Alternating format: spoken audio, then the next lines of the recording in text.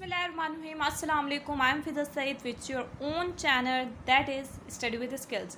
So आज हम बात करेंगे एक न्यू चैप्टर से, एक न्यू टॉपिक से, क्योंकि ये एक ऐसा चैप्टर है जो कि अगर मैं बात करूँ पीएमसी की सिलेबस के पॉइंट ऑफ व्यू से तो भी ये बहुत ज़्यादा इम्पॉर्टेंट है। और क्योंकि अभी टाइम कम रह गया है और इस चैप्टर को कवर करना आप लोगों के लिए सिर्फ बुक से पढ़ के मुश्किल होगा, क्योंकि इस वक्त सिर्फ हम सिंध की बुक पढ़ के अच्छा मार्क्स जो अच्छे मार्क्स नहीं ले सकते, बल्कि हमें फेडरल भी पढ़नी पड़ेगी और पंजाब भी पढ़ना पड़ेगा और सिंध को भी देखना ही पड़ेगा।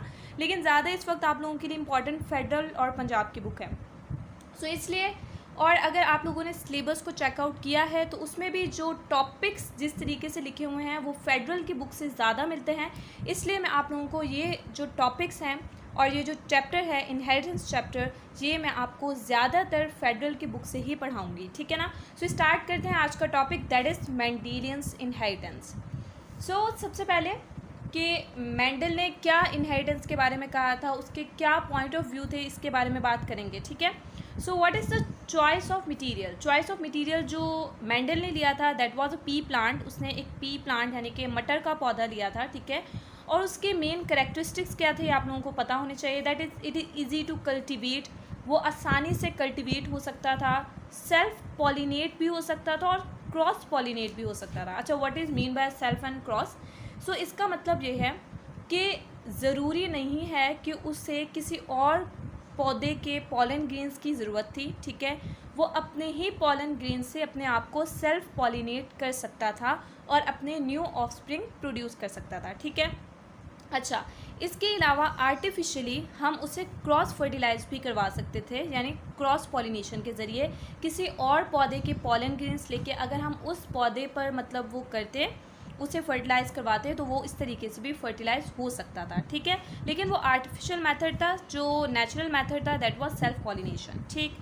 अच्छा, इसके अलावा आर्टिफिशियल ब्रीडिंग जो थी, जो आर्टिफिशियल तरीके से हम करवा रहे थे, वो ईजी है। वो क्यों ईजी है?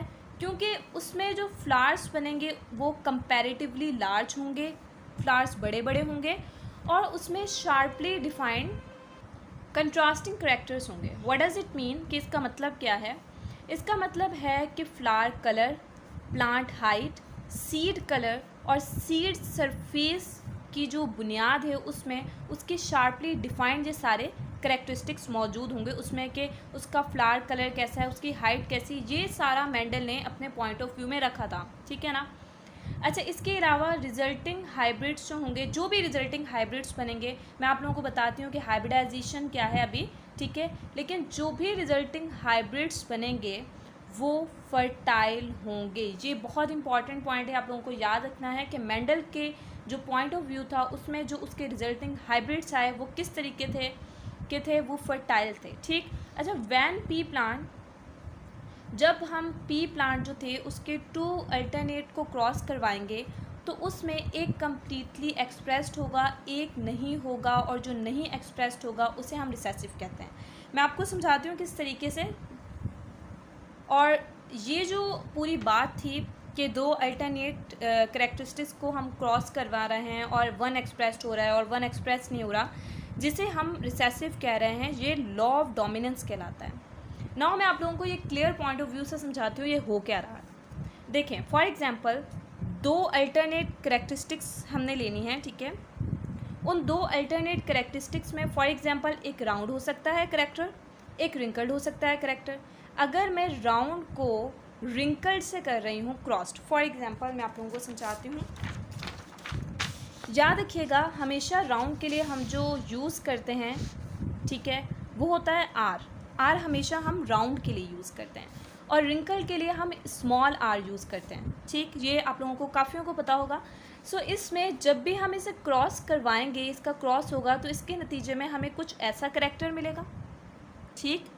यानी कि अब ये राउंड था, ये रिंकल्ड था, ठीक है ना। ये राउंड था और जो स्मॉल आर होता है दैट इज़ फॉर रिंकल्ड, ठीक। हमने राउंड को रिंकल्ड से कराया क्रॉस मैच और उसके नतीजे में हमें जो मिला वो अगेन क्या है, ये आर जो राउंड का था और ये आर जो था रिंकल्ड का था। लेकिन फिर भी हम इसे कहेंगे कि ये राउंड है, तो फिर रिंकल्ड कहाँ गया? रिंकल्ड की जो भी कैरेक्टरिस्टिक्स थी वो ख़त्म हो गई। क्यों? क्योंकि ये जो राउंड था, ठीक है, ये जो राउंड था इसने इसकी कैरेक्टरिस्टिक्स को मास्क कर दिया, मतलब कि ये अपनी जो अपीयरेंस था वो शो नहीं कर रहा, सिर्फ राउंड अपनी अपीयरेंस शो कर रहा है, जिसकी वजह से ये भी राउंड ही है। यानी कि इसने इसकी अपीयरेंस को ख़त्म कर दिया है, रिंकल्ड की अपीयरेंस को। ठीक है, सो इसका मतलब ये है कि वन इज़ कम्प्लीटली एक्सप्रेस्ड, एक एक्सप्रेस पूरे तरीके से हो गया जो कि राउंड हुआ है, और एक एक्सप्रेस नहीं हुआ। कौन सा यहाँ पे एक्सप्रेस नहीं हुआ? रिंकल्ड एक्सप्रेस नहीं हुआ। सो ये क्या हो गया? ये रिसेसिव हो गया, और जिसने इसको मास्क कर दिया जो कि राउंड था वो डोमिनेंट हो गया। और ये हमारा जो लॉ है that is called the law of dominance, कि एक डोमिनेंट रहा और उसने दूसरे के कैरेक्टरिस्टिक्स को मास्क आउट कर दिया है। होप सो कि समझ आ गया होगा। अच्छा, इसी तरीके से रेड जो होगा हमेशा वाइट पर डोमिनेंट होगा, यानी कि अगर एक रेड फ्लावर है और एक वाइट फ्लावर है, हमने क्रॉस करवाया है, तो उसके नतीजे में जो ऑफस्प्रिंग होगा हम वाइट नहीं कहेंगे उसे, वो हमेशा रेड होगा। ठीक। अच्छा, ऐसे ही अगर टॉल है, एक ड्राफ है, टॉल और ड्राफ के लिए भी हम आर ही यूज़ करेंगे। जब हम इन दोनों को क्रॉस करवाएंगे तो अगेन हमारे पास आर ही आएगा। ठीक है, एक स्मॉल आर आएगा, एक लार्ज आर आएगा, हमेशा लार्ज आर जो होगा वो डोमिनेंट होगा, that is called the law of dominance. अच्छा, अगर हम अब फेडरल बुक से देखें तो उसमें आप लोगों ने देखा होगा कि उसने 2 स्टेप्स बताए। फर्स्ट स्टेप में उसने कहा कि जो हमारे पास जो ऑफस्प्रिंग आएगा वो कैसा होगा? वो ट्रू ब्रेड होगा। ट्रू ब्रेडिंग है। What is mean by true braiding अभी आप लोगों को बताती हूँ। फॉर एग्जांपल, एक जो क्या कहते हैं पेरेंट था, उसका फिनोटाइप भी जो था वो राउंड था, ठीक है ना, और उसका जो ऑफस्प्रिंग आया अगर वो भी राउंड है, मतलब कि पेरेंट जैसा ही ऑफस्प्रिंग आ रहा है, तो हम उसे कहेंगे दीज आर ट्रू ब्रीडिंग। ये ट्रू ब्रीडिंग है, जैसा पेरेंट था वैसा ही ऑफस्प्रिंग आया है, वो तो ट्रू ब्रीडिंग है। ठीक है, सेकेंड स्टेप में उसने कुछ ऐसा किया था कि सेकेंड स्टेप हाइब्रिडाइजेशन कहलाता है। ठीक है, हाइब्रिडाइजेशन कहलाता है। अच्छा, व्हाट इज़ हाइब्रिडाइजेशन? हाइब्रिडाइजेशन अगर मैं आप लोगों को बताऊं, सो हाइब्रिडाइजेशन में कुछ ऐसा होता है कि इसमें सिर्फ राउंड नहीं होगा, इसमें सिर्फ राउंड येलो नहीं होगा, इसमें फॉर एग्जांपल राउंड येलो जो है वो ग्रीन और रिंकल्ड से क्रॉस कर रहा है। ठीक है ना, दो अलग फिनोटाइप से, ठीक है, वो क्रॉस कर रही हैं, और उसके नतीजे में जो हमारे पास ऑफस्प्रिंग आ रहा है वो अपने पेरेंट्स जैसा नहीं है। ठीक, फॉर एग्जांपल मैं आपको यहाँ पे थोड़ा सा दे देती हूँ। ठीक है, राउंड येलो एंड, ठीक है, ये कुछ इस तरीके से था। ठीक है, ये हो गया हमारा राउंड येलो, ये हो गया हमारा रिंकल्ड एंड ग्रीन। ठीक, अब जब मैंने इसे क्रॉस आउट करूँगी तो ज़रूरी नहीं है कि मेरे पास हमेशा राउंड येलो ही आए और रिंकल्ड और ग्रीन ही आए। ठीक है, मेरे पास कुछ ऐसा ऑफस्प्रिंग भी होगा जो कि राउंड होगा बट ग्रीन होगा। ठीक है ना, राउंड होगा बट ग्रीन होगा। ये कैरेक्टरिस्टिक ये राउंड के लिए। ठीक है, ये अगर मैं छोटे वाई की बात करूं तो वो हमेशा रिसेसिव होता है। अगर 2 वाई हो जाते हैं तो हम इसे ग्रीन कहते हैं, और अगर 2 आर हो जाते हैं तो हम इसे रिंकल्ड कहते हैं। अगर एक भी आर डोमिनेंट है, मतलब एक भी बड़ा आर मौजूद है, कैपिटल आर मौजूद है, तो हम इसे राउंड ही कहेंगे, क्योंकि ये इसकी कैरेक्टरिस्टिक्स को मार्क्स कर देगा। पहले मैं आप लोगों को बता चुकी हूँ ये बात। सेकेंड बात, ये यहाँ पे हमारे पास एक बड़ा वाई भी मौजूद है जो कि येलो को शो कर रहा है, जो कि इसकी कैरेक्टरिस्टिक को छोटे वाला वाई जो कि ग्रीन के लिए था, ठीक है, ये इसे मास्क कर देगा, तो हमारे पास ये क्या होगा? येलो होगा। अगेन बता देती हूँ, नहीं समझ आया आप लोगों को। ये बड़ा आर जो है दैट इज़ फॉर राउंड, ये छोटा आर जो है दैट इज़ फॉर रिंकल्ड, ये बड़ा वाई जो है दैट इज़ फॉर येलो, और जो छोटा वाई है that is for green.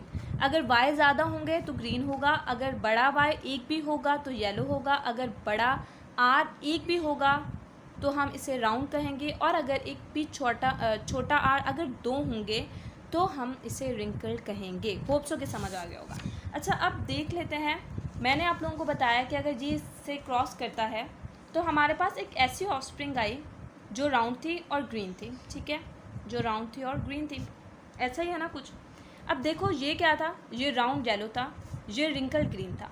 Round green दोनों ही पेरेंट्स नहीं थे, लेकिन हमारे पास एक नई ऑफस्प्रिंग आ गई। ये जो नई ऑफस्प्रिंग आई है that is what, it is not like that of its parents. ये अपने वालदैन जैसा या अपने पेरेंट्स जैसा नहीं है, ये बिल्कुल अलग है। सो अगर ऑफस्प्रिंग अलग है अपने पेरेंट्स से दैट इज़ कॉल्ड हाइब्रिडाइजेशन, अगर सेम है अपने पेरेंट्स से that is called true breeding. Hope so you got my point. अगर वीडियो अच्छी लगी है तो लाइक कीजिएगा और अच्छे से मेहनत कीजिए। मिलते हैं नेक्स्ट वीडियो के साथ। अल्लाह हाफिज़।